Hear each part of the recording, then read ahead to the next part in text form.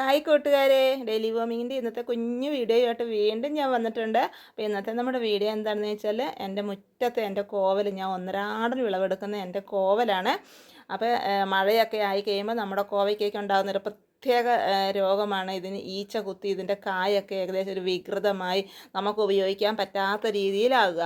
അപ്പം അങ്ങനെയുള്ളതിനൊക്കെ ഞാൻ ചെയ്യുന്ന ചെറിയ ചെറിയ പൊടിക്കയും അതുപോലെ തന്നെ എന്താ പറയണ്ടത് നല്ല രീതിയിൽ കായ ഉണ്ടാകാൻ വേണ്ടിയിട്ട് ഞാൻ ചെയ്യുന്നത് എന്തൊക്കെയാണെന്നാണ് ഇന്നത്തെ എൻ്റെ വീഡിയോയെ. അപ്പോൾ എൻ്റെ വീഡിയോ ഇഷ്ടപ്പെട്ടാൽ എന്നെ ഒന്ന് സപ്പോർട്ട് ചെയ്യാൻ മറന്നു പോകല്ലേ.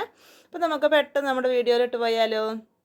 അപ്പോൾ ഇത് നമ്മുടെ മുറ്റത്ത് തന്നെ ഞാൻ ഇതുപോലെ നെറ്റൊക്കെ കിട്ടി പടർത്തി എടുത്തു കൊണ്ടുവന്ന എൻ്റെ കോവലാണ്.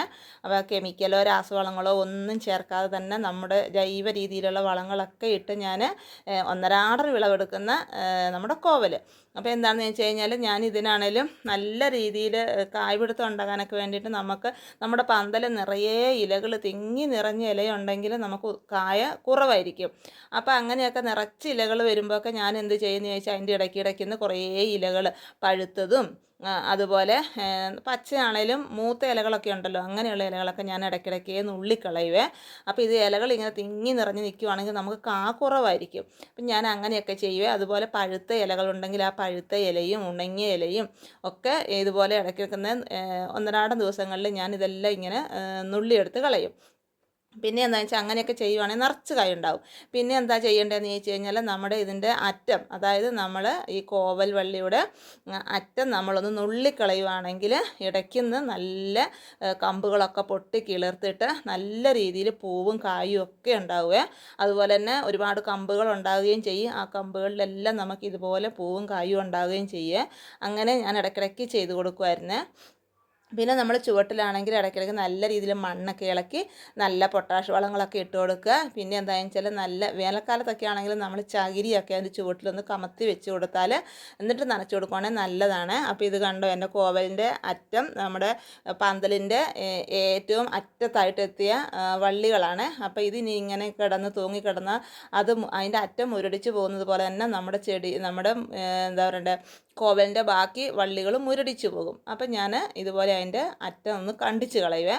അങ്ങനെയാണെങ്കിൽ അതിൻ്റെ ബാക്കി ഭാഗത്തു നിന്ന് നല്ല കമ്പുകളൊക്കെ പൊട്ടിക്കിളിർക്കുകയും ചെയ്യും. അതിലൊക്കെ ഇതുപോലെ കായ ഉണ്ടാവുകയും ചെയ്യും.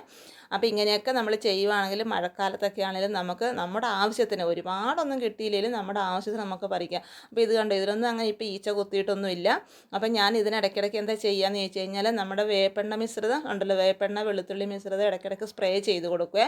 അതുപോലെ ഇനി അതില്ല എങ്കിൽ നമുക്ക് വെളുത്തുള്ളിയും കായവും ഇത്തിരി മഞ്ഞൾപ്പൊടിയോ പച്ചമഞ്ഞൾ ഉണ്ടെങ്കിൽ അതും കൂടെ മിക്സ് ആക്കിയിട്ട് നമുക്ക് തളിച്ചു കൊടുക്കുകയാണെങ്കിലും നമുക്ക് ഈച്ച കുത്തുന്നതും അതുപോലെ ഈ കായ്ക്കുണ്ടാകുന്ന മറ്റ് അസുഖങ്ങൾക്കൊക്കെ നല്ലതാണ് നമ്മൾ ഇതുപോലെ ഇടയ്ക്ക് സ്പ്രേ ചെയ്ത് കൊടുക്കുന്നത്. അപ്പം ഞാൻ അങ്ങനെയൊക്കെ ഇടയ്ക്ക് ചെയ്ത് കൊടുക്കുന്നതുകൊണ്ട് അങ്ങനെ കായ്ക്കൊന്നും അങ്ങനെ വലിയ കീടബാധയോ കേടോ അങ്ങനെയൊന്നും ഇല്ല കേട്ടോ, നല്ല ഉഷാറായി. അപ്പം അങ്ങനെ കാണിക്കാൻ തന്നെ ഈച്ച കുത്തിയത് കാണിക്കാൻ തന്നെ ഇല്ല, എല്ലാം അങ്ങനെ വലിയ കുഴപ്പമൊന്നും ഇല്ലാതെ നിൽപ്പുണ്ട്. അപ്പോൾ ഇപ്പോഴും ഞാൻ ഇതിൽ നിന്ന് ഒന്നരാടം തന്നെ നല്ല രീതിയിൽ എനിക്ക് വിളവെടുക്കുന്നുമുണ്ട്. അപ്പം ഞാൻ എന്താ പറയണ്ടതെന്ന് വെച്ചാൽ ഇപ്പം നല്ല രീതിയിൽ വിളവ് കിട്ടുന്ന സമയത്ത് ഞാൻ കുറച്ചെടുത്ത് നമുക്ക് മഴക്കാലത്തേക്ക്, അതായത് നമുക്ക് ഉണക്കി വെക്കാനൊക്കെ ഞാൻ അങ്ങനെ ചെയ്യാറുണ്ട്. നിങ്ങളിതുപോലെ ചെയ്യുന്നുണ്ടോ എന്ന് എനിക്കറിയത്തില്ല. ഇത് കണ്ടോ, ഞാൻ നല്ല കൊണ്ടാട്ടമാക്കാൻ വേണ്ടിയിട്ട് കുറച്ച് പറിച്ച് അരിഞ്ഞ് ഉണക്കാൻ വേണ്ടി വെച്ചേക്കുന്നതാണ്. അപ്പോൾ കഴിഞ്ഞ ദിവസം നല്ല മഴയായതുകൊണ്ട് ഞാൻ അടുപ്പിൻ്റെ മുകളിൽ, അത് വിറകടുപ്പിൻ്റെ മുകളിൽ വെച്ചിട്ട് ഇത്രയും ഞാൻ ഉണക്കിയെടുത്തത്. അപ്പോൾ ഇന്ന് നല്ല വെയിലായതുകൊണ്ട് ഞാൻ മുറ്റത്തെടുത്ത് വെച്ചതാണ്. അപ്പോൾ ഇങ്ങനെയൊക്കെ ചെയ്ത് വെച്ചാൽ നമുക്ക് മഴക്കാലത്ത് ഉപയോഗിക്കാനും പറ്റും. Okay, thank